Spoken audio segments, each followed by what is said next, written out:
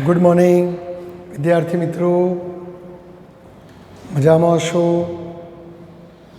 જો ધોરણ 12 ભૌતિક વિજ્ઞાન પાઠ નંબર 7 પ્રવાહ વિદ્યુતના આજના લેક્ચરમાં આપણે વધારાના સ્વાધ્યાયના કેટલાક દાખલા ગણીશું મિત્રો.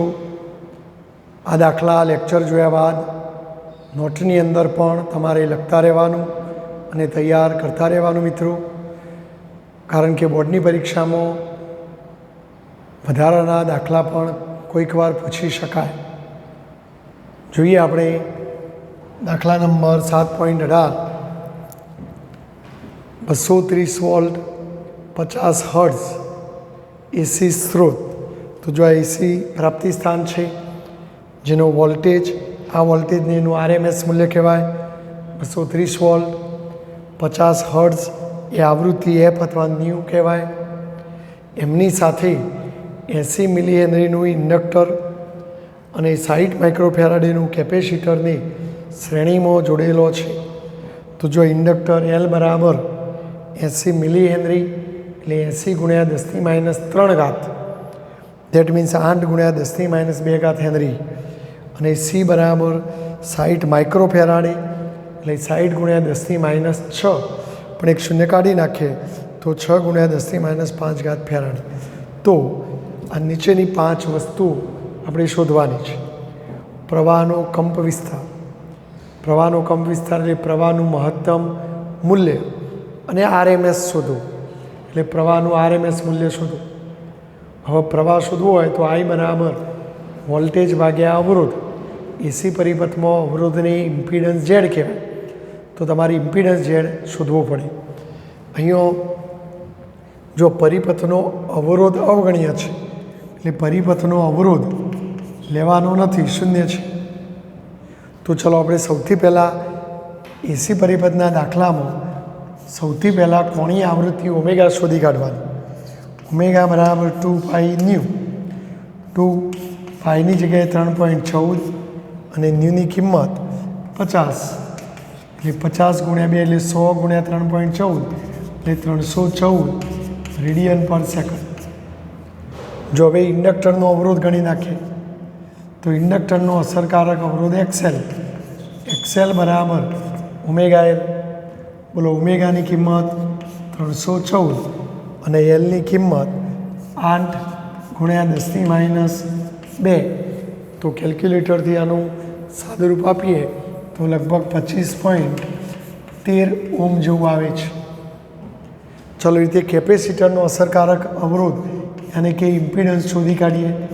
1/ωc. ઓમેગાની કિંમત 314, સીની કિંમત 6 × 10⁻5.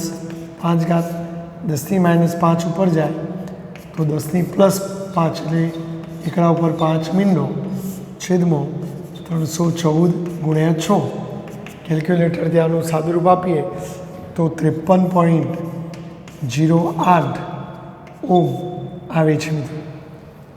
જો અવરોધ તો 0 લેવાનો કીધો છે, તો હવે આપણે પરિપથનો ઇમ્પિડન્સ શોધી કાઢીએ. Impedance Z. તેથી ઇમ્પિડન્સ, પરિપથનો impedance Z is equal to, આપણું વ્યાપક સૂત્ર યાદ રાખો, r² + xc - xlનો સ્ક્વેર. જો એક્સેલ મોટો હોય તો XL - XCનો વર્ગ, પણ કૌંસમાં વર્ગ જ છે એટલે ચિંતા નહીં કરવાની, બરાબર. ઋણનો વર્ગ ધન જ થાય. અહીં અવરોધ લેવાનો નથી. R બરાબર 0 હોવાથી ઝેડ બરાબર, ચલો આ 0 લઈ લો તો 0નો વર્ગ 0, તો માત્ર આટલું જ વધશે, પણ વર્ગમૂળ જતું રહે તો XC - XL. હવે XCની કિંમત 53.08 - 25.13, તો આ બેની બાદ બાકી આપણે કરીએ તો 27.95 જેવી આવે છે. 08 છે મિત્રો, હા 53.0. તો આ ઇમ્પિડન્સ ઝેડ આવ્યું. હવે આપણે આઈ બરાબર વી અપોન ઝેડ પરથી જો તમે આઈ ના ગમો અને આઈ આરએમએસ લખો, કારણ કે આઈને આઈ આરએમએસ કહેવાય, તો બીને વી આરએમએસ કહેવાય અપોન ઝેડ.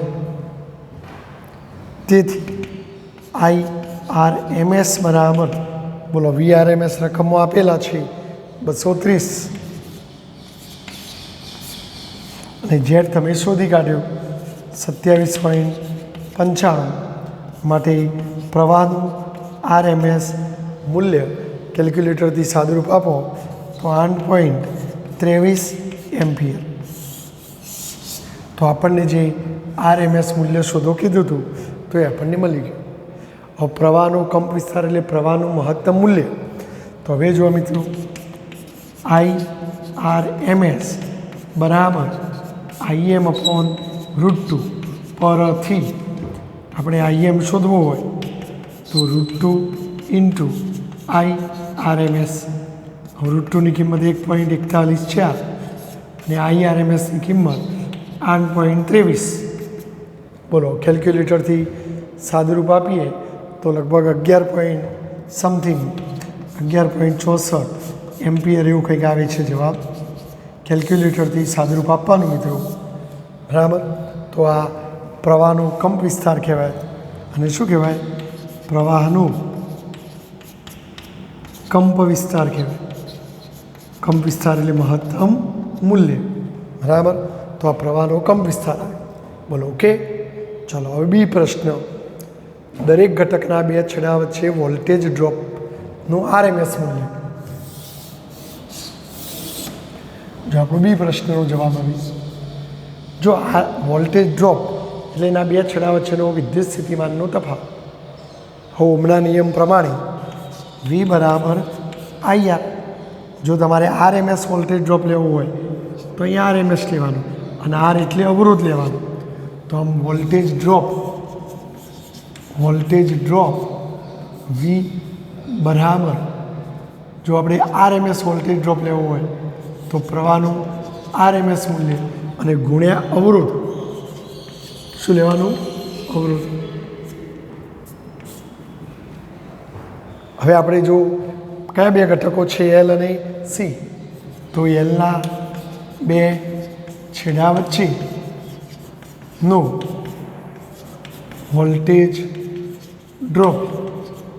વોલ્ટેજ ડ્રોપનું આરએમએસ મૂલ્ય.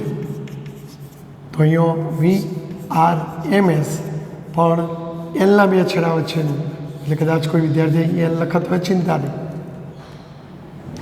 તો આઈ આર એમ એસ અને અવરોધ, તો ઇન્ડક્ટરનો અવરોધ લેવાનો.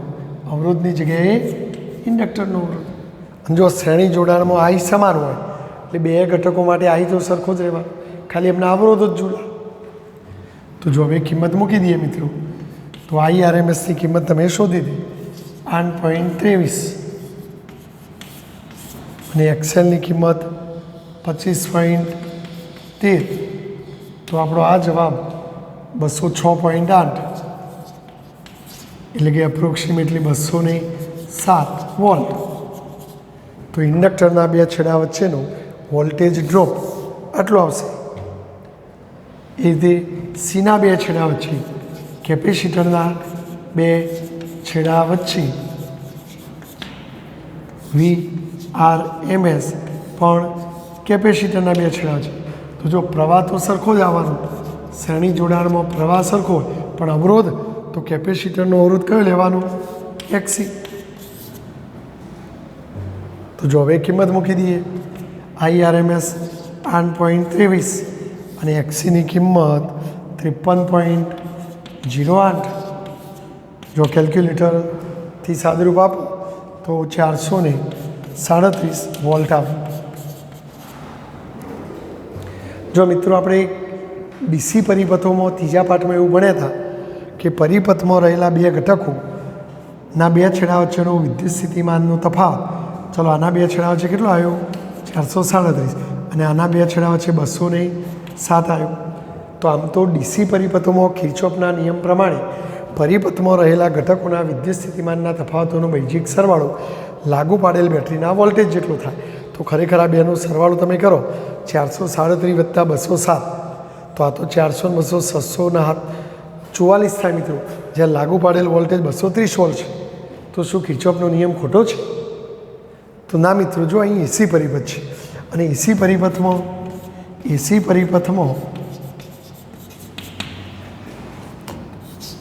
વીસી અને વીએલ વચ્ચેનો કળા તફાવત 180 હોય મિત્રો. એસી પરિપથમાં આ બંને વચ્ચેનો કળા તફાવત 180 ડિગ્રી હોય. આપણે પેલા ફેજરોમાં જોતા હતા, એકમાં નીચે આવો તો બીજામાં ઉપર આવો. તો કળા તફાવત 180 હોય તો પરિણામી વોલ્ટેજ વી શોધવું હોય તો વીસી માઇનસ વીએલ લખાય, કારણ કે બે 180 પરસ્પર વિરુદ્ધ, તો આવું થાય. અને એટલે હવે જો તમે વીસી તો વીસી એટલે આ લેવાનો, એટલે વી આર એમ એસ પણ સી માટે અને પેલું વી આર એમ એસ પણ એલ માટે. તો 437 ઓછા 207 તો જો કેટલું આવે 230 વોલ્ટ. જે લાગુ પાડેલ એસી વોલ્ટેજ જેટલો છે. એટલે આમાં ડીસી પરિપથની જેમ સરવાળો ના થાય, બરાબર? ખ્યાલ આવી ગયો? તો કિર્ચોફ પણ સાચું છે એમ, કારણ કે કળા તફાવત 180 હોવાના કારણે જ્યારે ડીસી પરિપથોમાં સરવાળો થાય. ચલો, બીજામાં જવાબ આવી ગયો. ચલો સ્ક્રીનશોટ લઈ લો મિત્રો, અને સ્ક્રીનશોટ લઈને આટલું લખી દઉં. ચલો પછી આપણે આગળ વધીએ. ચલો હવે સી પ્રશ્ન જો હવે આપણે સી પ્રશ્નની વાત કરીશું મિત્રો.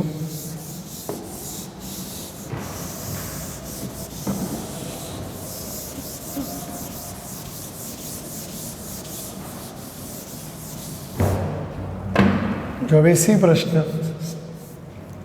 ઇન્ડક્ટરમાં સ્થાનાંતરિત થયેલ સરેરાશ પાવર. અહીંથી ઇન્ડક્ટરમાં કેટલો પાવર એમ કે વપરાયો છે? તો જો આપણે એસી પરિપથમાં પાવરનું સૂત્ર પી બરાબર V R M S I R M S cos phi. જો ફાઈને આપણે કળા તફાવત કહીએ છીએ. ઇન્ડક્ટર માટે કળા તફાવત π/2, બરાબર? એટલે આમ તો -π/2, કારણ કે પ્રવાહનું સૂત્ર I બરાબર IM cos ઓમેગા t -π/2. યાદ આવે છે તમને? ઇન્ડક્ટરમાં આવું આવતું હતું, પ્રવાહ I એ વોલ્ટેજ V કરતો કળામાં π/2 જેટલો પાછળ છે એવું આપણે કહેતા હતા. અને પાછળ છે એટલે માઇનસ એમ, બાકી કળા તફાવત π/2 કહેવાય. તો પછી આપણે આ સૂત્રમાં કિંમત મૂકીએ. તેથી પાવર P બરાબર VRMS IRMS cos π/2, અને બોલો cos π/2 0.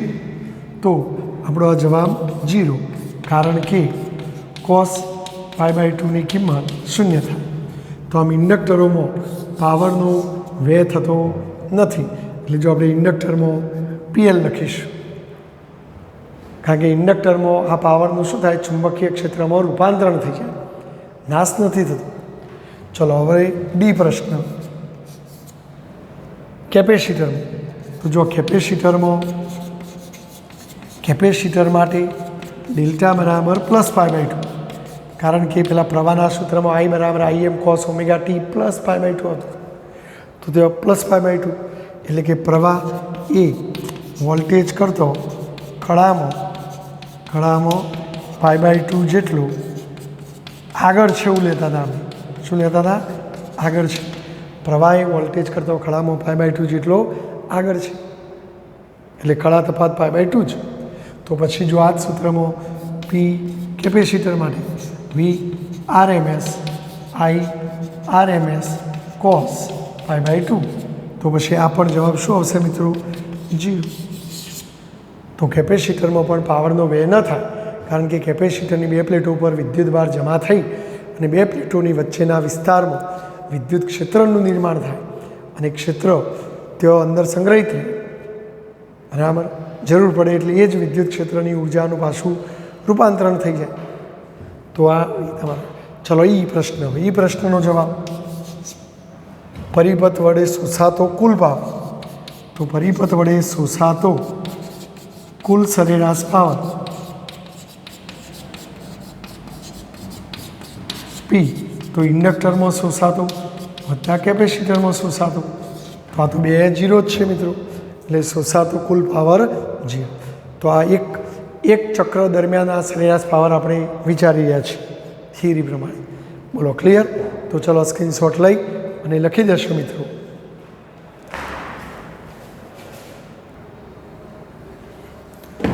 જો મિત્રો 7.19 દાખલો, ધારો કે સ્વાધ્યાયના 7.18. તો જો મેં અહીં 7.18ની માહિતી એમને એમ રહેવા દીધી છે કે ભાઈ વી આટલો હતો, એફ આટલો હતો, એલ આટલો હતો, સી આટલો હતો, તે અવરોધ 0 હતો. પણ હવે શું કહેશે, આ પરિપથમાં 15 ઓહ્મનો અવરોધ છે, એટલે આપણે અહીંયા આ દાખલામાં 15 ઓહ્મનો અવરોધ લેવાનો છે. એટલે આરને પેલો 0 લેતા હતા એના બદલે 15 લેવાનું કીધું છે. તો હવે પરિપથના દરેક ઘટકમાં સ્થાનાંતરિત સરેરાશ પાવર અને કુલ પાવર શોધો. તો જો પહેલાં તમારું ઓમેગા શોધી કાઢવાનું, 2πν. આ બધું એના જ છે, એટલે આ એના એક્સએલ બરાબર ઓમેગા એલ. તો આ પણ એના બરાબર. મને લાગે પહેલાં દાખલામાં આવું કંઈક હતું, બરાબર છે. એક્સી બરાબર 1/ωc. કેલ્ક્યુલેટરથી થોડું ભૂલથી આગુ પાછું લખા, ચિંતા ના કરતા, સામાન્ય જવાબમાં વેરિએશન આવે. આ એમના એમ બધું મેં વાપરી લીધું. હવે જો આપણે ઝેડ શોધી કાઢીએ, અહીં ઝેડ બરાબર વર્ગમૂળમાં r² પ્લસ એક્સી માઇનસ એક્સએલનો વર્ગ. પહેલાં દાખલામાં આ 0 હતું, પણ હવે અહીંયા છે, તો આપણે ગણતરીમાં લેવું પડે મિત્રો. તો જો એ 15નો વર્ગ, આની કિંમત 15 છે.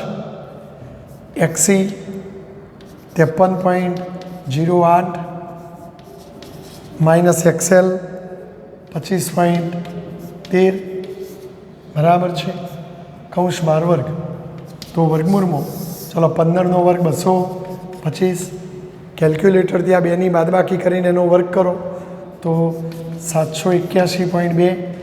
ચલો આ બેનું ટોટલ મારો, તો વર્ગમૂળમાં 1006.2. ચલો આનું વર્ગમૂળ કાઢો મિત્રો, તો 31.7206 આવું કંઈક જવાબ આવશે. તો આ ઇમ્પિડન્સ ઝેડ આવ્યો, બરાબર. આટલો અવરોધ આવશે. પહેલાંમાં આ નહોતું આવતું, પણ આમાં આવશે. ચલો હવે આપણે IRMS પ્રવાહ શોધી કાઢો. તો IRMS બરાબર VRMS અપોન ઝેડ. તો બોલો VRMS 230. ઝેડની કિંમત તમે શોધી તે 31.7206. કેલ્ક્યુલેટરથી આનું સાદુરૂપ આપીએ તો 7.2508 એમ્પિયર એવું કંઈક આવશે. ઘણા વિદ્યાર્થીઓ પાછળના આંકડા ના લખ્યું તો જવાબ થોડો આગો પાછો બદલાય, પોઈન્ટ પછી 2 આંકડા લખો, બરાબર છે. તો આટલો પ્રવાહ આવશે. હવે શું કહેશે, દરેક ઘટકમાં પાવર શોધવાનું છે. તો ચલો આપણે શોધી કાઢીએ. એલમાં પાવર, તો જોઈએ પાવરનું પહેલાં આપણું સૂત્ર યાદ કરો. એસી પરિપથમાં પાવર પી બરાબર VRMS IRMS cos phi, પરંતુ એલ માટે phi બરાબર -π/2. તેથી cos -π/2 બરાબર cos π/2 જ થાય, બરાબર જી. તો અહીંયા 0 મૂકો તો પાવર પી, તો એલમાં પાવર 0. તો ઇન્ડક્ટરમાં તો પાવરનો વ્યય ન થાય. ચલો સી માટે શોધી કાઢીએ. તો કેપેસિટર માટે phi બરાબર શું આવશે મિત્રો, π/2. તેથી પાવર પીસી બરાબર VRMS IRMS cos π/2 અને cos π/2 0. તો કેપેસિટરમાં પણ પાવર 0. પણ જો અવરોધમાં પાવર બગડે, અવરોધમાં વિદ્યુત ઉર્જાનું ઉષ્મા ઉર્જામાં રૂપાંતરણ થાય, તો અવરોધમાં પાવરનો વ્યય થાય, તેથી પાવર P બરાબર I² પરથી પાવર P બરાબર આની જગ્યાએ આપણે IRMS પ્રવાહ લેવાનો ઇન્ટુ R. બોલો IRMSની કિંમત તમે શોધી કાઢી 7.2508 વર્ગ અને આરની કિંમત 15. કેલ્ક્યુલેટરથી સાદુરૂપ આપશો તો 788.6 એટલે એપ્રોક્સિમેટલી 789 વોટ. આપણી ચોપડીમાં 791 વોટ લખેલું છે પુસ્તકમાં. મિત્રો આ આપણો સાચો જવાબ છે, આ પુસ્તકમાં જવાબ લખ્યો છે. એટલે તો પેલા પોઈન્ટ પછીના ઓખડા કદાચ લક્ષમાં ના લીધા હોય તો એના કારણે જવાબમાં થોડું વેરિએશન આવી શકે. બરાબર છે, તો આ સ્ક્રીનશોટ લઈ અને લખી કાઢો મિત્રો. બરાબર છે. જો તેથી કુલ પાવર, તો જો કુલ પાવર પરિપથમાં ખર્ચાતો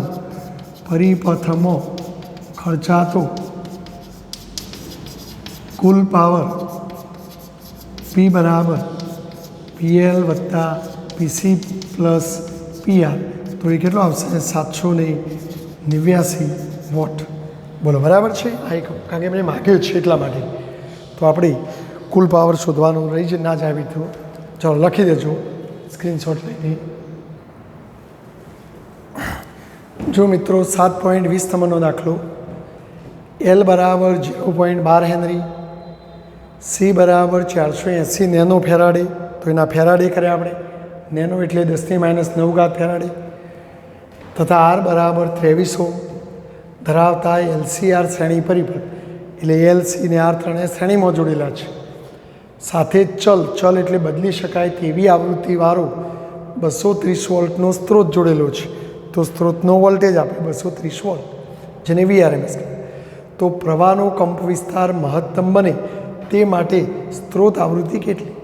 તો આપણે યાદ કરો મિત્રો, પેલો અનુનાદ વખતે આપણે આવી વાતો ભણ્યા હતા કે ભાઈ એક અક્ષ ઉપર આપણે IRMS પ્રવાહનો મૂલ્ય લેતા હતા અને એક અક્ષ ઉપર પેલા કોણીય આવૃત્તિ ઓમેગાનો મૂલ્ય લેતા હતા. તો શરૂઆતમાં કોણીય આવૃત્તિ વધે એમ પ્રવાહનું RMS મૂલ્ય વધતું હતું. કોઈ એક ઓમેગાના મૂલ્ય માટે RMS પ્રવાહ મેક્સિમમ થતો હતો. IRMS મેક્સિમમ બને, અને IRMS મેક્સિમમ બને તો ત્યાં પાવર P પણ મેક્સિમમ બને આ જગ્યાએ. પછી ઓમેગા વધે એમ પાછો ઘટતો હતો માલિક. યાદ આવે છે તમને? તો કહે છે કે પ્રવાહનો કંપ વિસ્તાર મહત્તમ બને તે માટે સ્ત્રોતની આવૃત્તિ કેટલી? તો આપણે આના ઉપરથી એવું કહી શકીએ કે ભાઈ પ્રવાહનો કંપ વિસ્તાર મહત્તમ બને તે માટે પ્રવાહનો કંપ વિસ્તાર મહત્તમ બને તે વખતે અનુનાદ થાય. માટે અનુનાદ વખતે કોણીય આવૃત્તિ ઓમેગા અથવા કોઈને રેઝોનન્સ એટલે ઓમેગા R લખો તો આપણે સૂત્ર ભણી ગયા 1/√LC. તો 1/√. બોલો Lની કિંમત 0.12, Cની કિંમત 480 ગુણ્યા 10⁻9. જો આ -9 ના શૂન્ય એટલે -8, -8નું વર્ગમૂળ 10⁻4, 10⁻4 ઉપર જોડે તો +4, અને 48 ગુણ્યા 0.12 કરીને એનું વર્ગમૂળ કાઢો તો 2.4.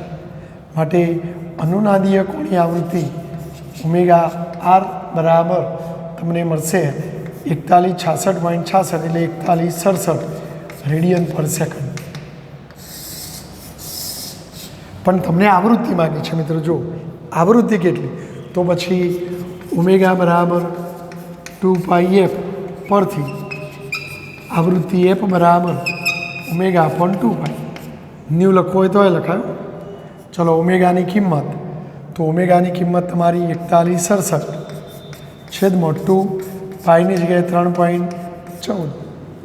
કેલ્ક્યુલેટરથી સાદુરૂપ આપો તેથી એફ બરાબર અથવા આવૃત્તિ ન્યૂ બરાબર 663 હર્ટ્ઝ એવો નજીકનો જવાબ આવશે. તો આ તમારી આવૃત્તિ. તો આમ મહત્તમ બને તે વખતે સ્ત્રોત આવૃત્તિ આટલી હશે. તો આમ પ્રવાહ મહત્તમ બને એ વખતની આ આવૃત્તિ. ચલો, આ મહત્તમ મૂલ્ય શોધવાનું છે, પ્રવાહનું મહત્તમ મૂલ્ય એટલે કે IRMSનું મેક્સિમમ મૂલ્ય શોધવાનું છે. તો આપણે IRMS મેક્સિમમ બરાબર, તો જુઓ મિત્રો, મહત્તમ પ્રવાહ શોધવાનો છે આપણે. પણ જો એક કામ કરીએ, અનુનાદ વખતે ઇમ્પિડન્સ ઝેડ આર જેટલો થાય, કારણ કે પેલું ઝેડ બરાબર વર્ગમૂળમાં આર સ્ક્વેર પ્લસ એક્સી માઇનસ એક્સએલનો વર્ગ, પણ એક્સી ને એક્સએલ સરખા થઈ જાય એટલે પદ જતું રહે, તો ઝેડ બરાબર આર થાય. તેથી આપણે મહત્તમ પ્રવાહ શોધવાનો છે. તો મહત્તમ પ્રવાહ IM બરાબર VM અપોન ઝેડ. મહત્તમ પ્રવાહ IM બરાબર VM અપોન ઝેડ. જો ઝેડની જગ્યાએ હું શું લખીશ? આર. તો VM અપોન આર. પરંતુ પેલા VRMS બરાબર VM અપોન √2 પરથી VMની કિંમત કઈ થાય મિત્રો? √2 VRMS થાય. તેથી આપણો મહત્તમ પ્રવાહ IM બરાબર, ચલો VMની જગ્યાએ શું લખો? √2 VRMS અપોન આર. ચલો કિંમત મૂકે, √2ની કિંમત 1.414. બોલો, VRMS તો રકમમાં આપેલો છે 230, અને આરની કિંમત પણ આપણને આપેલી છે 23. માટે મહત્તમ પ્રવાહ કેટલો? તો કેલ્ક્યુલેટરથી સાદુરૂપ આપો તો 14.14 એમ્પિયર, જે આપણા IRMSનું મેક્સિમમ મૂલ્ય. IRMS મેક્સિમમ પ્રવાહ, આપણે આલેખમાં એને IRMS મેક્સિમમ કહેતા હતા. તો આ મહત્તમ પ્રવાહ આપણને મળી જશે. તો આપણને આ મહત્તમ મૂલ્ય શોધો કીધું, તો આ મળી ગયું. ચલો, આટલો સ્ક્રીનશોટ લઈ લો અને તમારા પ્રશ્ન એનો જવાબ તમે લખી દો. મિત્રો, પ્રશ્ન એનો જવાબ બરાબર. જો હવે પ્રશ્ન બી, પરિપથ વડે શોષાતા સરેરાશ પાવરનું મહત્તમ મૂલ્ય. તો જો પ્રવાહ મહત્તમ, એ વખતે અનુનાદ વખતે પ્રવાહ મહત્તમ થયો તો પાવર પણ મેક્સિમમ જ થાય. તો જો હવે આપણને જે કીધું એ પ્રમાણે કામ કરવાનું. જો બી પ્રશ્નનો જવાબ આપણે આપીશું મિત્રો. જો બી પ્રશ્નનો જવાબ શું કહે છે? પરિપથ વડે શોષાતા સરેરાશ પાવરનું મહત્તમ મૂલ્ય બને તે માટે સ્ત્રોતાવૃત્તિ.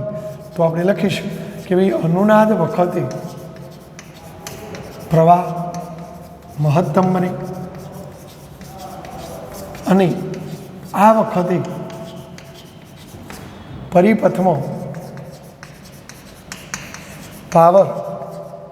પરિપથમાં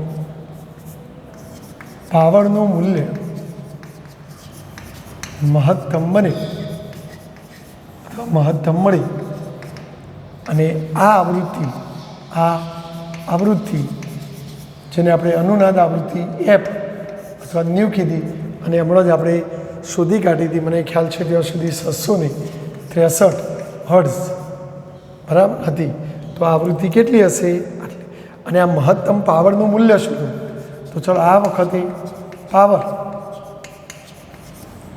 તો જો પાવરનું સૂત્ર પાવર P બરાબર VRMS IRMS cos phi. પણ જો પાવર મહત્તમ ક્યારે મળે? કોસ વિધેયની કિંમત વધુ થાય ત્યારે. તો મહત્તમ પાવર વખતે,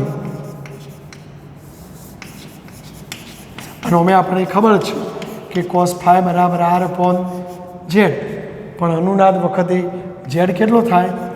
R જેટલો થાય. માટે એક અનુનાદ વખતે મિત્રો, અનુનાદ વખતે Z બરાબર R થાય, તો પછી cos phi 1 થાય.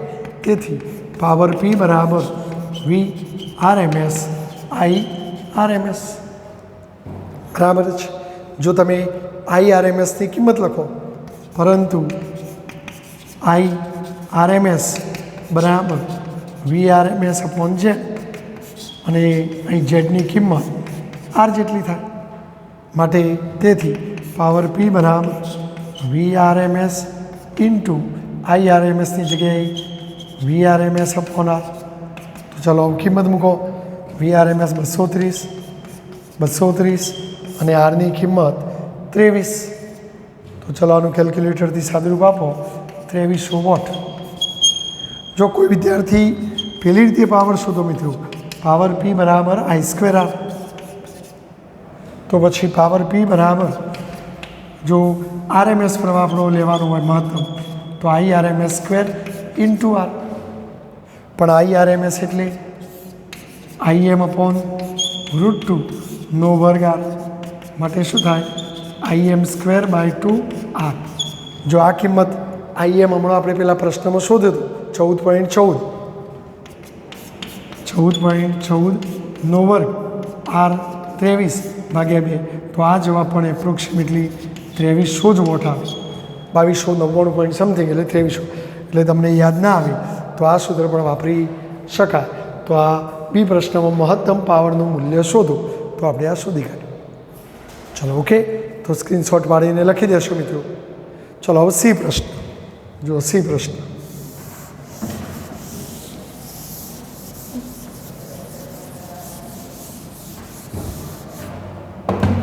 જો શું કહે છે, પરિપથમાં સ્થાનાંતરિત પાવર અનુનાદ આવૃત્તિ માટેના પાવર કરતો.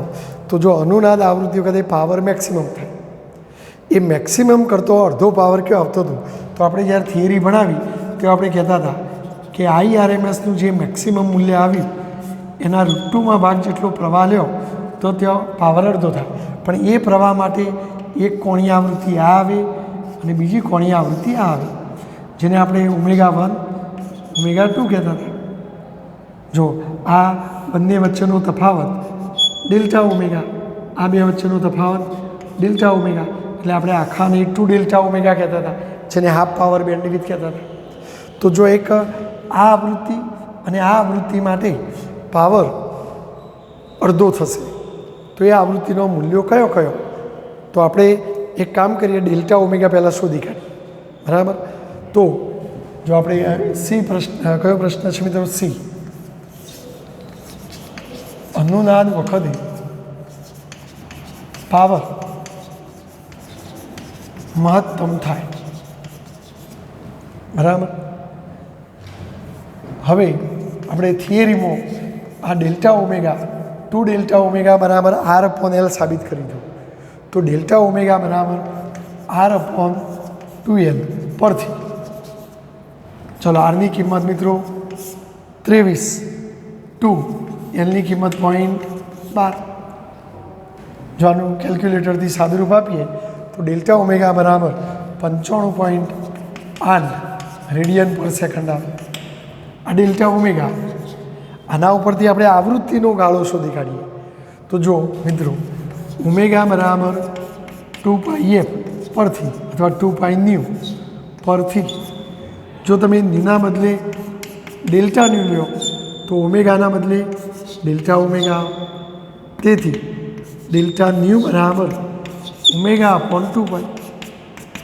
ચલો ઓમેગાની કિંમત 95.8, 2 પાઈની કિંમત 3.14. તો કેલ્ક્યુલેટરથી આનું સાદુરૂપ આપો તો 15.26 હર્ટ્ઝ આવું આવશે મિત્રો. કેટલું આવશે? 15.26 હર્ટ્ઝ. તો એનો મતલબ કે જો આ અનુનાદ આવૃત્તિ F હોય તો આ આટલી ઓછી હોય. ચલો આપણે F1 કહો એટલી ઓછી અને આ એટલી વધુ હોય. તો અહીંયા આપણે અર્ધ પાવર વખતની આવૃત્તિ જો F1 શોધવી હોય તો પેલા અનુનાદ આવૃત્તિ વત્તા ડેલ્ટા F, આ ઓછા ડેલ્ટા F, અને F2 શોધવી હોય તો F plus delta F, plus or minus. આ બાજુ આવે તો બાદ થાય અને આ બાજુ આવે તો પ્લસ થાય. એટલે આ આવૃત્તિ શોધવા બાદ કરવું પડે, આ આવૃત્તિ શોધવા એટલું ઉમેરવું પડે. તો જો આપણે હવે શોધી કાઢીએ મિત્રો.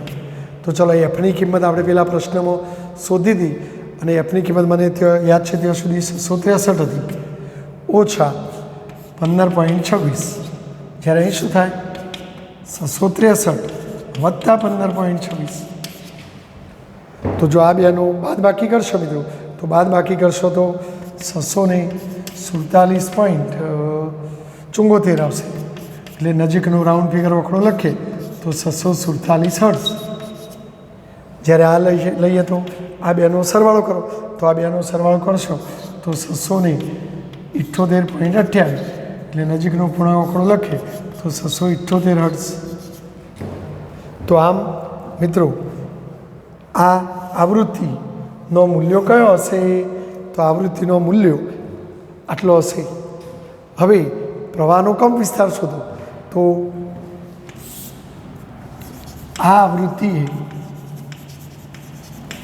પ્રવાહ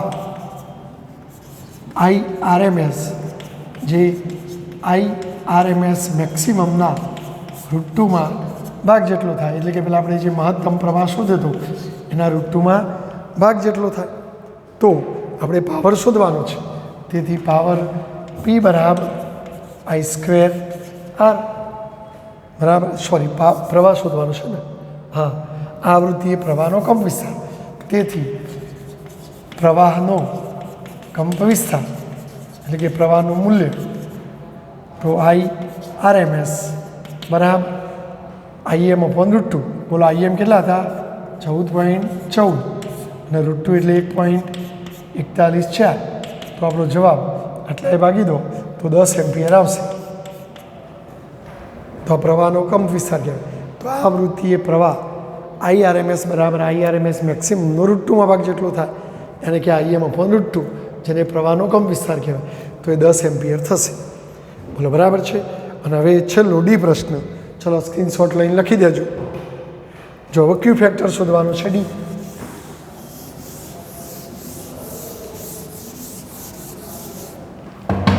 ડી પ્રશ્નનો જવાબ. તો જો ક્યુ ફેક્ટરનું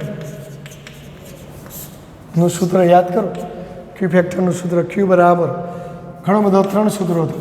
1/r વર્ગમૂળમાં L/c. ગઈકાલના પ્રશ્ન લેક્ચરમાં પણ એક હતું આપણું, એ વાપરી શકાય. જોઈએ હવે કિંમત મૂકીએ મિત્રો. બોલો આરની કિંમત 23, એલની કિંમત 0.12, સીની કિંમત 480 ગુણ્યા 10⁻⁹. બોલો કેલ્ક્યુલેટરથી સાદુરૂપ આપશો ને મિત્રો? તમે આપજો 21.7. આવું કંઈક જવાબ આવશે મિત્રો. તો આ ક્યુ ફેક્ટરનું મૂલ્ય શોધો તો 21.7 આવશે. ચલો સ્ક્રીનશોટ પાડી આ પણ લખી દેશો.